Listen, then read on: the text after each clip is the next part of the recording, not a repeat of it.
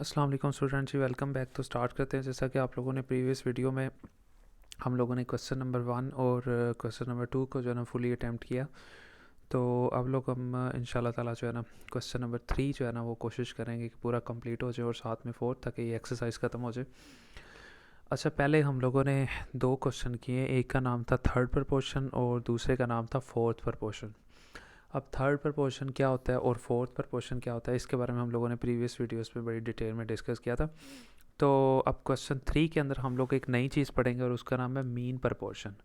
अब देखें, मीन का मतलब ही दरमियान होता है और मीन को वैसे उर्दू के अंदर हम लोग वस्त कहते हैं, यानी दरमियान कहते हैं। यानी मीन प्रपोर्शन का मतलब होता है वस्त प्रपोर्शन।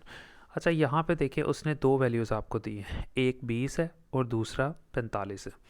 तो फिर वही बात, मैं मीन प्रपोर्शन को फ़र्ज़ कर लेता हूँ कि लेट, यानी कि लेट किया कि मीन प्रपोर्शन जो है ना वो एक्स है, यानी कि दरमियान वाला जो है ना मीन प्रपोर्शन को मैंने एक्स फ़र्ज़ कर लिया। तो अब इसको लिखने का तरीका, मीन का मतलब होता है दरमियान में लिखना है। अब टोटल जैसा कि आपको पता है हम लोगों ने 4 रकमें पूरी करनी होती है। अब 20 है, इसको सबसे पहले लिखा, फिर आखिर में 45 था, फिर इसको लिखा। और दरमियान में आपने मीन प्रपोर्शन में याद रखना है कि जो एक्स होगा ना, या जो भी हम फ़र्ज़ करेंगे उसको हम लोगों ने 2 बार लिखना है और दोनों बार दरमियान में लिखना है। देखें, ये भी दरमियान में, ये भी दरमियान में। इसे कहते हैं मीन प्रपोर्शन। और लिखना कैसे होता है, जैसा कि आपको पता है टोटल 4 लफ्ज़ है ना, तो पहले 2 लफ्ज़ों के दरमियान रेशो, फिर अगले 2 लफ्ज़ों के दरमियान में रेशो, और फिर इस तरह 2 रेशोज़ के दरमियान में हम लोग क्या लगा लेंगे, यहाँ पे प्रपोर्शन लगा लेंगे। यानी पहले 20 लिखा ना, फिर एंड पे हम लोगों ने 45 लिख दिया, और ये जो एक्स है ना ये हम लोगों ने क्या किया, दरमियान में लिख दिया। तो सबसे पहले 2 रकमें हैं, उनके दरमियान रेशो, फिर प्रपोर्शन, और फिर उसके बाद रकम, और फिर उसके बाद हम लोग, यानी कि पहले रेशो, फिर प्रपोर्शन और फिर रेशो। ये आप लोगों ने याद रखना है कि, यानी मैं सिंपल आपको दोबारा लिखने का तरीका बताता हूँ। देखें ना, ये 20 था, ये आपने लिख लिया, और आखिर में 45, ये भी आपने लिख लिया। और प्रपोर्शन आपको पता है एक्स था, तो सबसे पहले आपको पता है ये लफ्ज़ लिखे, तो आप एक इसके बाद रेशो लगाएं और यहाँ एक्स लिखें, और फिर एक रेशो, उसके बाद रकम, और उसके बाद फिर ये जो है ना प्रपोर्शन लगा दिया, और दोबारा फिर एक्स लगाएंगे, और यहाँ पे फिर एक रेशो। यानी पहले एक रेशो, फिर प्रपोर्शन और फिर रेशो। यानी इस तरह से हम लोग करते हैं, जैसा कि आप लोगों ने प्रीवियस वीडियो के अंदर हम लोगों ने देखा भी है। उसके बाद हम लोग एक ये रूल लगाते हैं, प्रोडक्ट ऑफ मीन जो कि बराबर होता है प्रोडक्ट ऑफ एक्सट्रीम के। तो ये आपको प्रीवियस वीडियो में भी बताया था कि प्रोडक्ट का मतलब होता है मल्टीप्लाई करना, हासिल ज़रब। किसका जी, मीन वैल्यूज़ का। मीन का मतलब होता है दरमियान वाली वैल्यूज़ का। ये वो दरमियान वाली वैल्यूज़ हैं जिन्हें मल्टीप्लाई करवाना है आपने, ठीक है। और उर्दू वाले यहाँ पे लिखेंगे वस्तैन का हासिल ज़रा, यानी इसकी जगह पे उर्दू में लिखेंगे वस्तैन का हासिल ज़रा बराबर। फिर प्रोडक्ट ऑफ एक्सट्रीम, एक्सट्रीम का मतलब होता है आखिरी वैल्यूज़, यानी एक आखिरी वैल्यू ये है और एक आखिरी वैल्यू ये है, ठीक है। इसे कहेंगे एक्सट्रीम प्रपोर्शन, यानी एक रकम ये है और एक रकम यहाँ पे ये है। यानी कि एक्सट्रीम प्रपोर्शन का मतलब होता है आखिरी वैल्यूज़ जो है ना, ठीक है, आखिरी वैल्यूज़ जो है ना, ठीक है। तो अब हम लोग क्या करेंगे, प्रोडक्ट ऑफ एक्सट्रीम का मतलब क्या होता है कि आखिरी वैल्यूज़, ये वाली वैल्यू और एक ये वाली वैल्यू, इनको हम लोग क्या कर लेंगे, आपस में मल्टीप्लाई करवा देंगे। यानी प्रोडक्ट ऑफ एक्सट्रीम का मतलब आखिरी वैल्यूज़।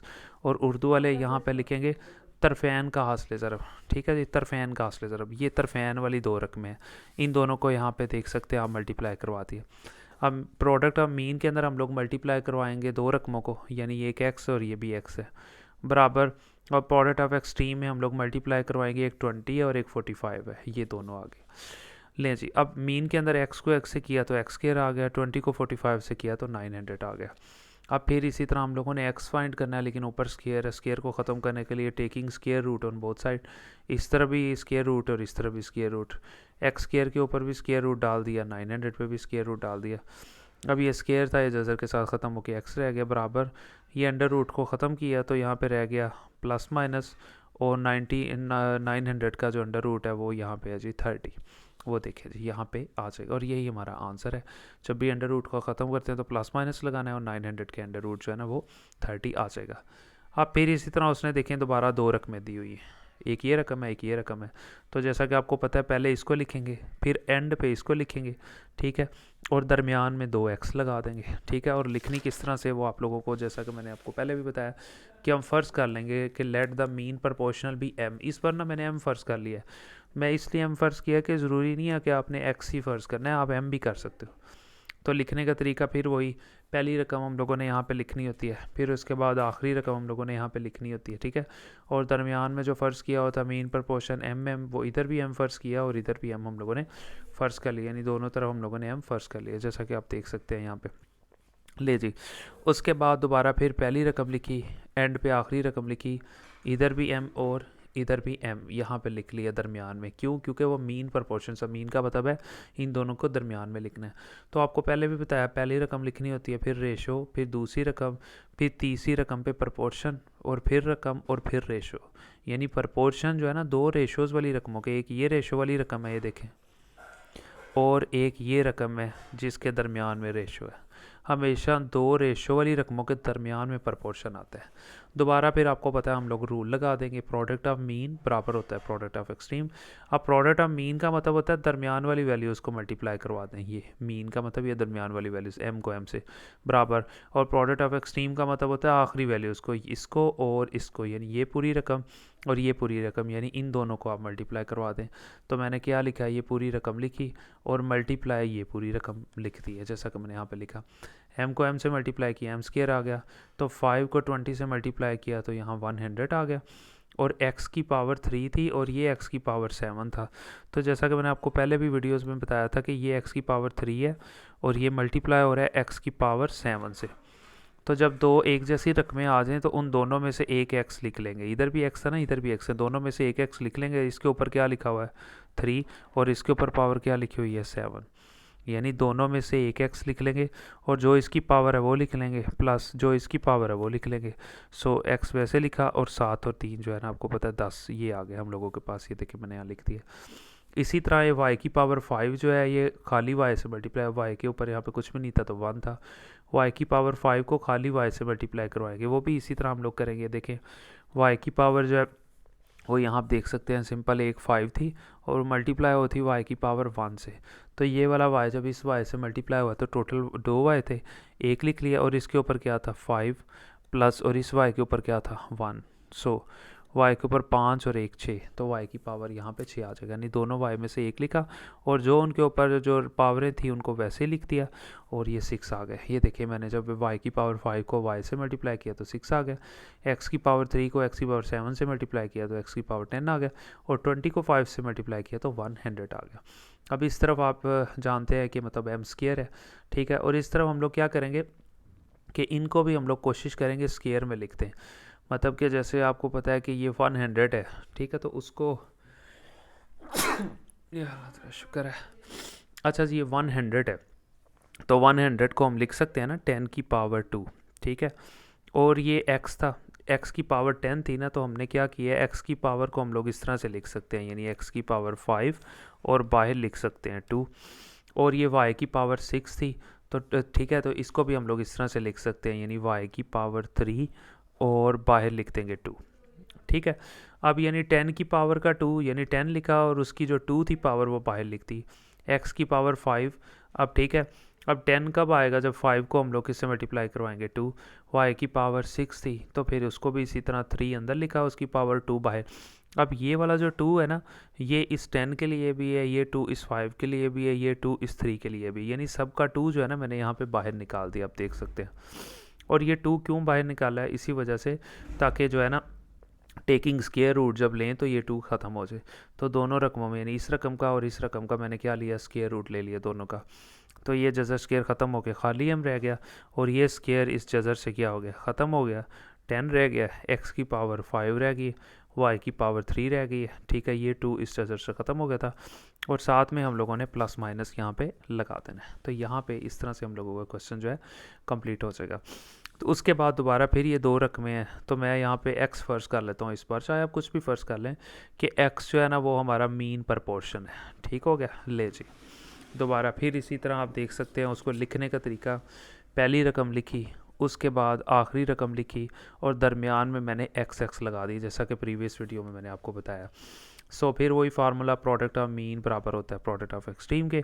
प्रोडक्ट ऑफ मीन का मतलब क्या होता है, इन दोनों को मल्टीप्लाई करवा दें, वो करवा दिया मल्टीप्लाई। प्रोडक्ट ऑफ एक्सट्रीम का मतलब इस वैल्यू को इससे मल्टीप्लाई करवा दें, ये वैल्यू लिखी, मल्टीप्लाई ये वाली वैल्यू लिखती।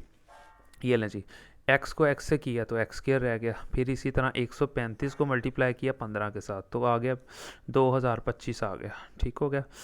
अच्छा जी, उसके बाद फिर आप यहाँ पे देख सकते हैं कि P4 एक ही है और कोई भी P4 नहीं है, ये वैसे ही रह गया। अब ये Q है। अब यहाँ पे अगर आप देखें तो Q की अपनी पावर कुछ भी नहीं है, तो समझो 1 है, खुद से 1 लगा रही। ये Q की पावर 1 इस Q की पावर 5 से मल्टीप्लाई हो जाएगी। तो जैसा कि मैंने आपको आगे भी बताया है, Q की पावर 1 मल्टीप्लाई हो रही है Q की पावर 5 से। तो दोनों की बेस सेम है तो क्या लिखेंगे, Q लिख लेंगे। इसकी पावर क्या थी 1 और इसकी पावर क्या थी 5, यानी पावरें ऐड हो जाती है ना, 5 और 1 6, यानी ये 6 आ जाएगा। इस तरह से मैंने कर भी दिया है कि ये Q की पावर 1 जब इस Q की पावर 5 से मल्टीप्लाई होगी, 2 Q थे, उनमें से एक Q आ गया, पहले वाले Q की पावर और फिर इस वाले Q की पावर, इसी Q के एक Q के ऊपर लिख देंगे दोनों। इसी तरह R3 है और ये R की पावर 7 है, ये भी दोनों मल्टीप्लाई हो रहे हैं। यहाँ पे भी आप देखें, एक R की 3 है, एक R की पावर 7 है। ठीक है, तो R को R से अभी 2 आ रहे हैं, तो इनमें से एक R लिख लेंगे और इसके ऊपर क्या लिखा हुआ है 3, प्लस इस R के ऊपर क्या लिखा हुआ है 7, R लिखे 7 और 3 यहाँ पे 10, तो R की पावर क्या आ जाएगी 10। ठीक है, ये R की पावर 3 है और ये जो है ना R की पावर जो है ना यहाँ पे 7 है, आप देख सकते हैं। नहीं, R की पावर 3 है और R की पावर 7 है। अब 2 आ रहे हैं, उनमें से एक R लिखेंगे, इसके ऊपर 3 है और इसके ऊपर 7 है, ये आप देख सकते हैं। फिर इसी तरह x की पावर 2, ये चीज़ वैसे ही, P4 वैसे ही, Q लिखा 5 और 1 जो है ना 6 आ गया, फिर R लिखा 7 और 3 जो है ना यहाँ पे 10 आ जाएगा, ये आप देख सकते हैं सिंपली। ठीक हो गया। अच्छा जी, उसके बाद आप देख सकते हैं सिंपली दोबारा फिर हम लोगों ने क्या किया, 2025 था। ठीक हो गया, इसको हम लोग इस तरह से लिख सकते हैं 45। ठीक है, और यानी कि 45 का स्क्वायर। अच्छा जी, उसके बाद जो है अब ये P जो है, ठीक है, अब P जो है 4 है तो 2 यहाँ लिख दिया और 2 यहाँ लिख दिया। इसी तरह Q की पावर 6 थी तो उसको इस तरह से लिख सकते हैं, 3 अंदर लिख देंगे और 2 बाहर लिख देंगे। यहाँ पे भी इसी तरह अगर आप देखें तो R की पावर आप देख सकते हैं यहाँ पे 10 थी, तो हमने क्या किया, 5 इधर लिख दिया और 2 जो है ना उसका बाहर लिख दिया यहाँ पे, इस तरह से ना। अच्छा जी, अब ये हम लोग क्यों करते हैं, अब आप सोच रहे होंगे कि 2 बाहर क्यों लिखना है। 2 इसी वजह से बाहर लिखते हैं कि जैसा कि मैंने आपको आगे भी बताया कि 2 इस वजह से बाहर लिखते हैं ताकि वो जो है ना अंडर रूट के साथ जो है ना कटिंग हो जाए उसकी। तो अब अंडर रूट के साथ ज़ाहिर है कटिंग करेंगे तो ही हमारा आंसर आएगा ना। अब जैसे ये 2025 है, ठीक है, तो हम इसको जब इसको इस तरह से लिख सकते हैं 45 मल्टीप्लाई 45, यानी 45 को जब 45 से मल्टीप्लाई करवाओ तो 2025 आ जाता है। तो हम ऐसे लिख सकते हैं ना 45 की पावर 2। तो मैंने यहाँ पे नहीं लिखा, इस तरह से मैंने डायरेक्ट कर दिया। मैं इस तरह से लिख सकता था 45 और उसकी पावर यहाँ पे आ गई 2, यानी 2025 को लिख सकते हैं 45 की पावर 2। ये P4 लिखा हुआ ना, तो इसको लिख सकते हैं P की पावर 2 और एक बाहर 2 लगा देंगे। ठीक है, एक इसका भी बाहर ये वाला 2, ये P2 को 4 लिखना है ना, 2 की पावर 2, Q 6 है ना तो Q की 3 और बाहर आ जाएगा 2। फिर ये R10 है ना, इधर भी R5 और बाहर आ जाएगा 2। तो अब यहाँ आप देख सकते हैं कि 45 लिखा, P की पावर 2 लिखा, Q की पावर 3 लिखा, R की पावर 5 लिखा और इस पे भी 2 था, ये 2 जाहिर है ये सब में कॉमन है, इस सब को बाहर लिख दिया, एक ही 2 लिख दिया और ब्रैकेट लगा दी। इस ब्रैकेट का मतलब था कि ये 2 जो है ना इन सब के लिए। अब जो है ना दोनों तरफ हम टेकिंग का स्क्वायर रूट ले लेंगे, इस रकम का भी और इस रकम का भी। ये x की पावर 2 थी, इधर अंडर रूट लिया, इस पूरी रकम को लिखा और इसका भी हम लोगों ने जो है ना अंडर रूट आप देख सकते हैं ले लिया। एक्स ये स्क्वायर जजर ख़त्म हो गया, खाली एक्स रह गया, बराबर में प्लस माइनस लगाया। ठीक है, 45 वैसे ही रह गया, P की पावर 2 रह गई, Q की पावर 3 रह गई, R की पावर 5 रह गई। उसकी वजह क्योंकि ये स्क्वायर जो है ना इस जजर से ख़त्म हो गया, तो यही हम लोगों का आंसर था। उसके बाद फिर उसी तरह यहाँ पे उसने जो 4 पार्ट के अंदर 2 क्वेश्चन यानी कि 2 रकमें दी हुई हैं, उसको हम लोग जो है ना सिंपली हल कर लेंगे। और हल आपको पता है हम लोगों ने किस तरह से करना होता है, बहुत आसान है। ठीक है, सबसे पहले क्या करेंगे हम लोग, सिंपल उसी तरह जो है ना जिस तरह मैंने आपको कहा था कि हम लोगों ने लेट द मीन प्रपोर्शन भी m, इस बार मैंने m फ़र्ज़ कर लिया, कुछ भी फ़र्ज़ कर ले। अच्छा जी, लिखने का तरीका पहली रकम और फिर एंड पे जो है ना दूसरी रकम, पहले नंबर पे, फिर दूसरी रकम एंड पे और दरमियान में mm लगा देंगे। फिर आप फार्मूला लगा दें, प्रोडक्ट ऑफ मीन बराबर होता है प्रोडक्ट ऑफ एक्सट्रीम के। अब प्रोडक्ट ऑफ मीन का मतलब होता है दरमियान वाली 2 वैल्यूज़ को मल्टीप्लाई करवा दें बराबर प्रोडक्ट ऑफ एक्सट्रीम का मतलब होता है कि आखिरी वैल्यू उसको मल्टीप्लाई करवा दें। ठीक है, आखिरी वैल्यू एक तो आप देख सकते हैं यहाँ पे सिंपली ये थी, और मल्टीप्लाई एक आखिरी वैल्यू ये थी, यानी पहले इन दोनों को, प्रोडक्ट ऑफ मीन का मतलब दरमियान वाली दो वैल्यूज़ को, बराबर। और प्रोडक्ट ऑफ एक्सट्रीम में क्या लिखना है, ये वाली वैल्यू और ये वाली वैल्यू, इनको इकट्ठा लिखना है, ये मैंने लिख दी, आप देख सकते हैं। उसके बाद ये एम को एम से एम स्केयर आ गया, बराबर x square minus y square, a square minus b square. यहाँ फार्मूला लगा देंगे x plus y x minus y, यानी a plus b a minus b, इसका फार्मूला यहाँ लग गया। मल्टीप्लाई एक्स माइनस वाई लिखा और एक्स प्लस वाई लिखा, ये मैंने यहाँ पे लिख दिया। ये और ये यहाँ पे मैंने जो है ना कटिंग कर दिया। अब x माइनस वाई, ये तो आपको पता है फार्मूला लगा ए स्केयर माइनस बी स्केयर वाला, ये मैंने बता भी दिया कि अब जब दो रकमों पे स्केयर आ जाए दरमियान में माइनस हो, तो उन दोनों रकमों को एक बार प्लस और एक बार माइनस में लिख देते हैं। ये और ये कटिंग हो गया। अब x माइनस वाई एक ये है, x माइनस वाई एक ये है, तो टोटल x माइनस वाई एक ये दोनों मल्टीप्लाई हुए, तो x माइनस वाई टोटल कितने हो गए हैं, 2। और इस तरफ आपको पता है m स्केयर पड़ा हुआ था।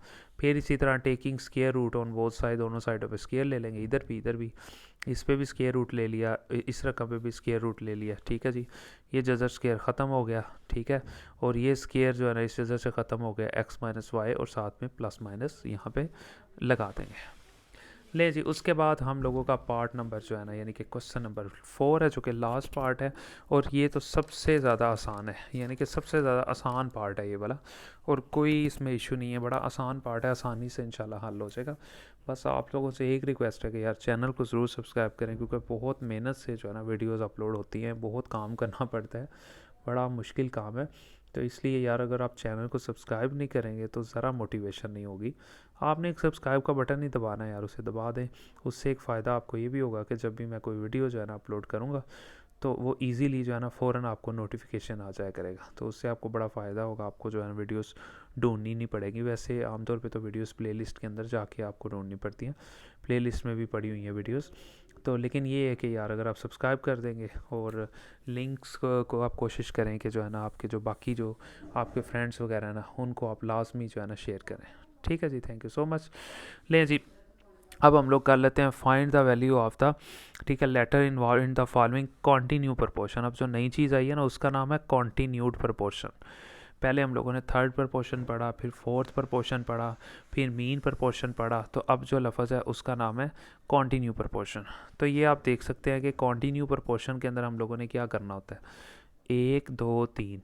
अब 3 वैल्यूज़ यहाँ पे आप देख सकते हैं लिखी हुई, यानी 1 2 और 3। तो क्या करेंगे, पहली वैल्यू लिखेंगे, फिर दूसरी वैल्यू लिखेंगे, और दोबारा फिर दूसरी वैल्यू लिखेंगे। ठीक हो गया, और फिर एंड पे 45 लिख देंगे, यानी कि पहली वैल्यू पहले नंबर पे, तीसरी वैल्यू आखिरी नंबर पे, और ये जो दरमियान वाला पी है ना ये 2 बार लिख देंगे। ठीक है, यानी दरमियान वाली कॉन्टीन्यूट का मतलब होता है दरमियान वाली वैल्यू को 2 बार लिखना है, यहाँ पे दरमियान में लिख देंगे। ठीक है जी, अब लिखने का तरीका फिर आपको पता है, इसी तरह के पहले पहली रकम लिखते हैं, फिर ये आखिरी रकम लिखते हैं यहाँ पे। ठीक है, और दरमियान में पी लिखना है, तो पी लिखा और फिर लिख दिया।